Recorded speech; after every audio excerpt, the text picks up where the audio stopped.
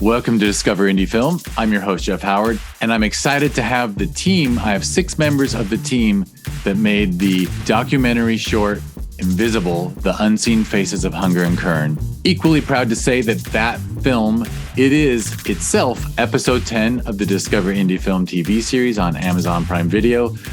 So before you listen to this or just note it, go to Amazon Prime Video, search for Discover Indie Film, Season 6, Episode 10, releasing September 15th. This podcast might come out after September 15th, so go right to Amazon Prime Video and watch their amazing documentary.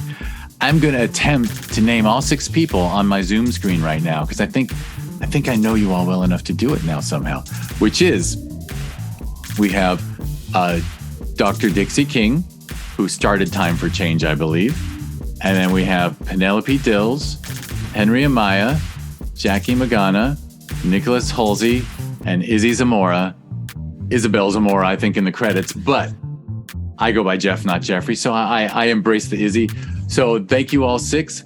We talked about your film in the last episode. Now this episode is, we normally do the 4 questions, but I think we'll just do the 1 question because there's 6 people.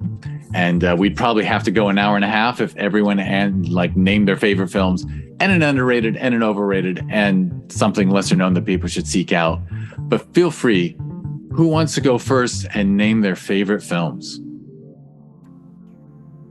I would say one of my favorites is, not only Invisible, of course, but I would say Mr. Nobody.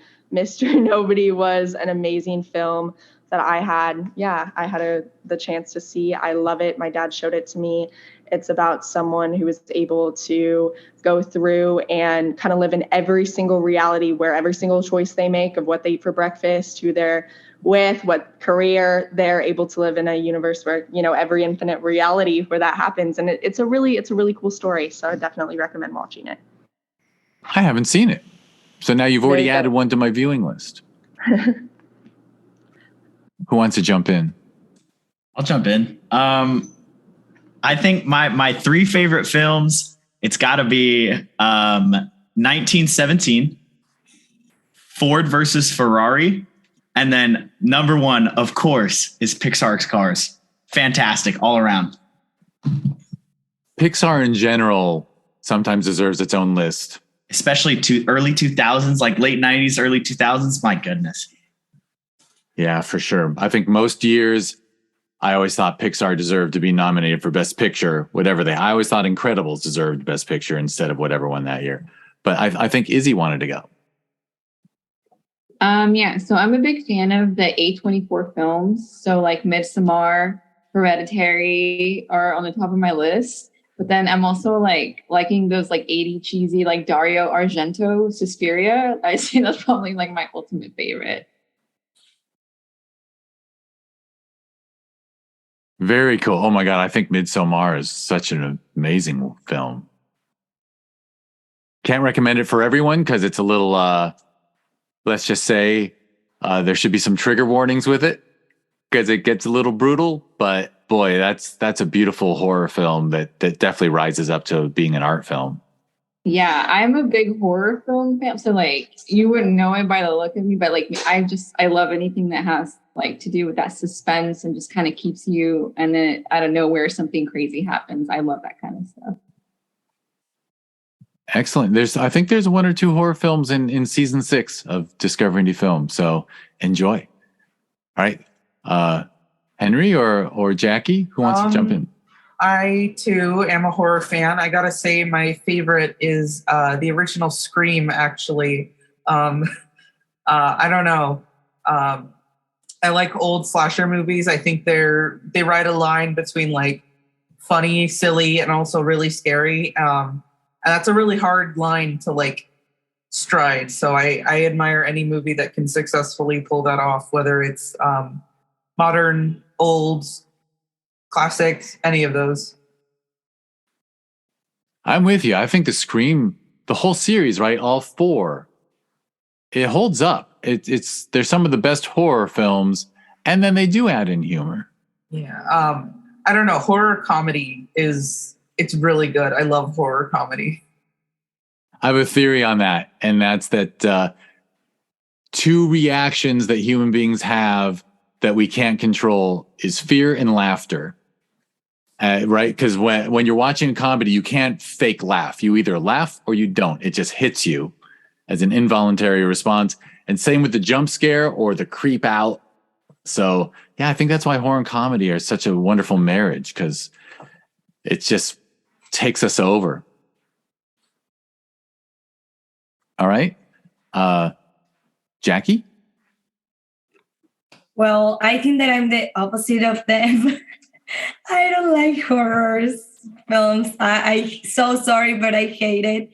I really like. I scream when I hear like a little noise in my house or whatever. So no, that's not for me. Obviously, I've watched some of them, but it's not my first option.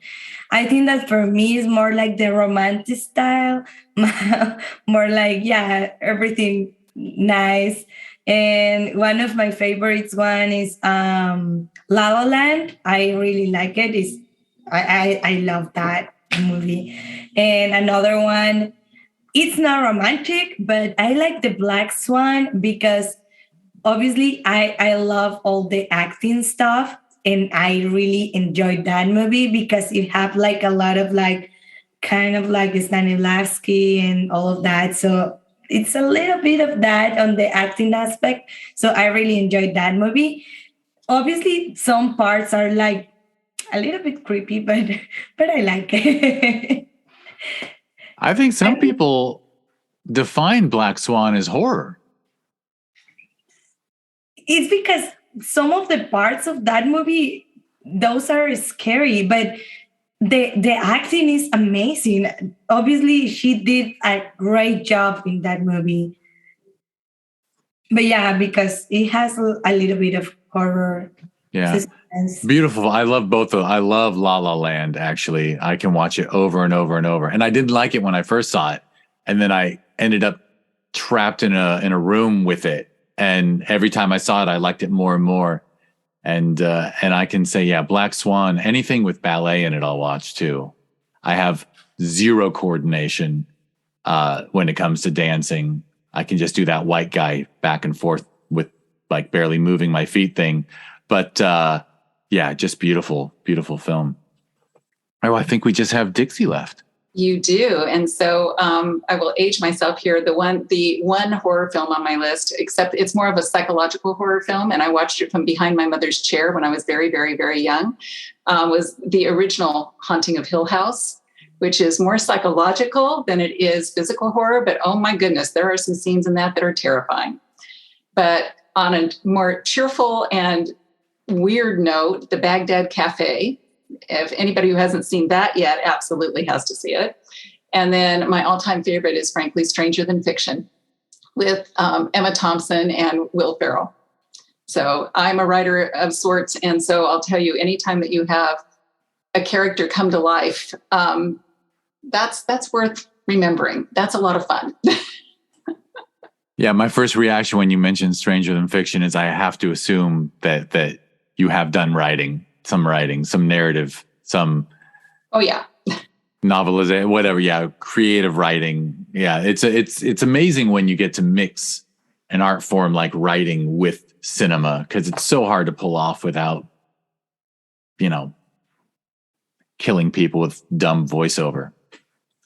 Exactly. And we have a bunch of young people in Time for Change right now that want to be screenwriters. So I'll tell you, that's going to be our next push. Really, there's going to be a push for like some narrative. That's what some of our youth want. So, let's create the opportunity. Absolutely.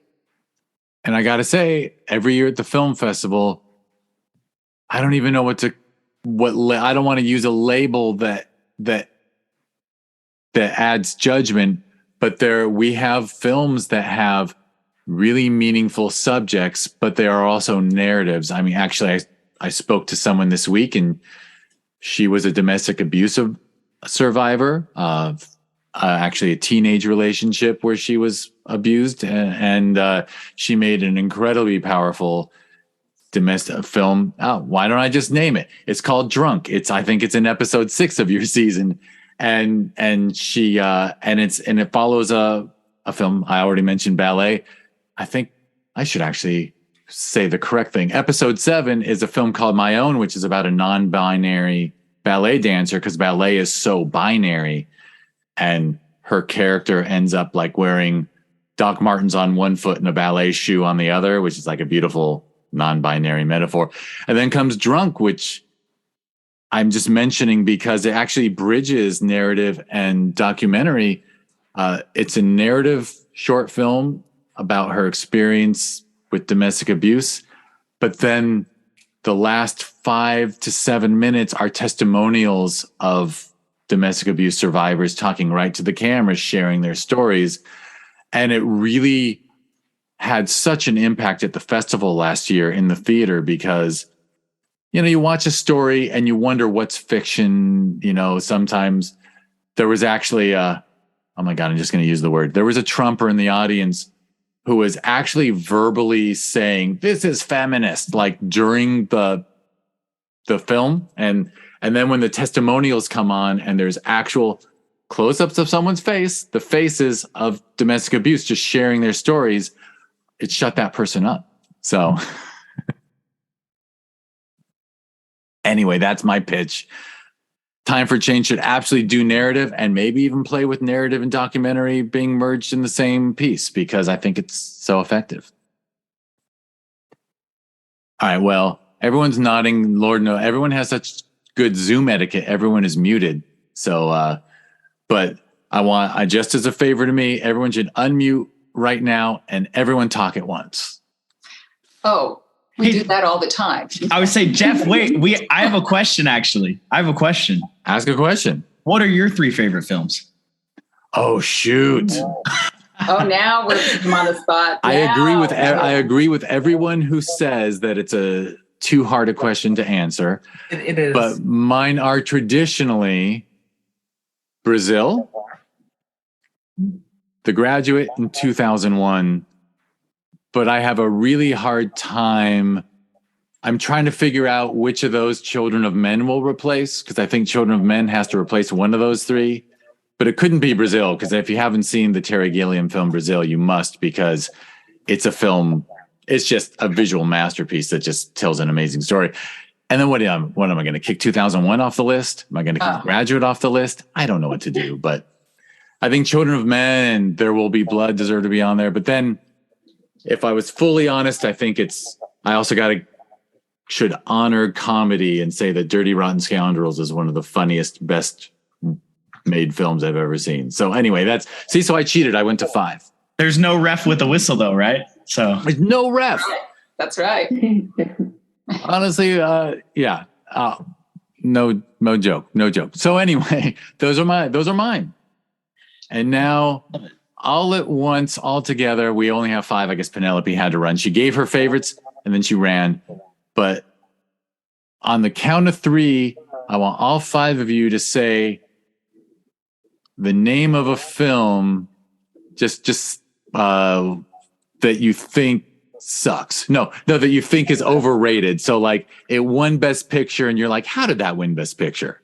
So I'll talk for another 7 seconds so you can come up with your undeserved Best Picture. By the way, I've had a lot of people say La La Land, and then I have to say to them, you know what?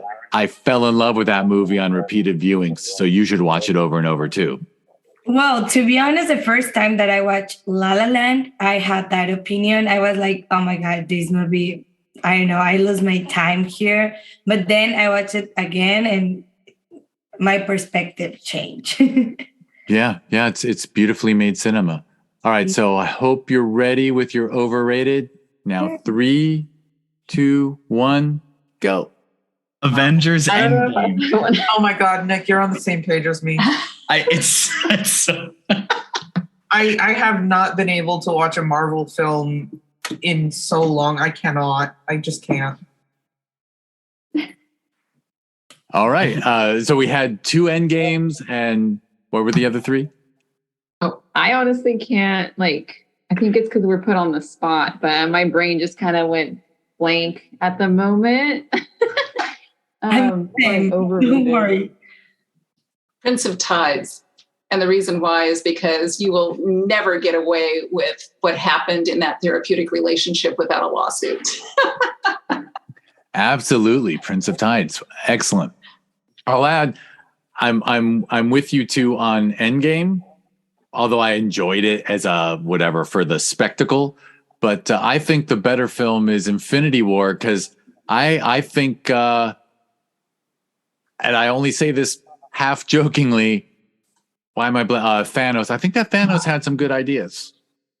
He was actually trying to solve hunger there by harmlessly getting rid of half the people. But anyway, the down ending of Infinity War I actually like, because it's the only superhero movie ever where the superheroes lost. I think that's why Endgame actually upset me, because Infinity War was refreshing in a sense because the heroes actually lost for once. And then they pretty much just undid it in Endgame. And it just felt so unrealistic with the time travel. And I know it's a superhero movie, but like, it just felt like an easy way out of it, you know? I think you're totally right. Yeah. And they wasted a good hour just paying tribute to previous films before they got to, we just needed that big ass battle. All right. Well, we could talk Marvel for a while, but I'll just wrap it up. I'll even, because I have it in front of me, I'll say Invisible, The Unseen Faces of Hunger and Kern is a wonderful film. Go to Amazon Prime Video, search for Discover Indie Film, and it's season 6, episode 10. It was born from the organization TYM4Change, a transitional youth mobilizing for change. And if you want to learn more about it, it's TYM, the number 4, CHANGE.org, TYM4Change.org. And on social media, it's at TYM, the number 4, _C. So that is how you look it up. And if you want to look up Discover Indie Film and learn more about the TV series and the podcast that gave birth to the TV series that you're actually listening to, go to discoverindiefilm.com, and it's at DIFwins on social media. I did mention Amazon Prime Video. Watch Invisible. Watch the whole season 6. Actually, watch all 6 seasons. Give each season 5 stars individually. I know I'm asking for a big investment at this point, but oddly enough, you'd think if someone writes a 5-star review on Amazon, it goes for all 6 seasons. But no, each season gets its own separate reviews, which I've never, if I was to review Friends, I got to give every season of Friends a separate rating? Kind of weird. All right, so anyway, that's Discover Indie Film. And Invisible, The Unseen Face of Kern had its world premiere at the Sherman Oaks Film Festival. If you want to learn more about that festival that we hold every November in Los Angeles, just go to ShermanOaksFF.com, and it's at ShermanOaksFF on social media. And finally, it has a sister festival that we hold every June. So we're November and June. That's Film Invasion Los Angeles. I should pronounce it better. Film Invasion Los Angeles. I had a guest on this podcast from England, and she said, "Are you saying evasion?" And I said, "No, it's Film Invasion. We are not evading film. We're not avoiding film at this festival." So it's filminvasionla.com and at Film Invasion LA on social media. And I will thank everyone for being here. Dr. Dixie King, Jackie Magana, Henry Amaya, Nicholas Holsey, Izzy Zamora, and we had Penelope Dills with us, who ran off. Thank you all for doing this. Thank you for making a great film and making me feel just a little guilty that I really don't do enough for the world. I mean, here I am caring about the food deserts that your film covers and this and that and the other. And in my personal life, I'm not helping anyone. But you know what? You're promoting films that make people think. That counts.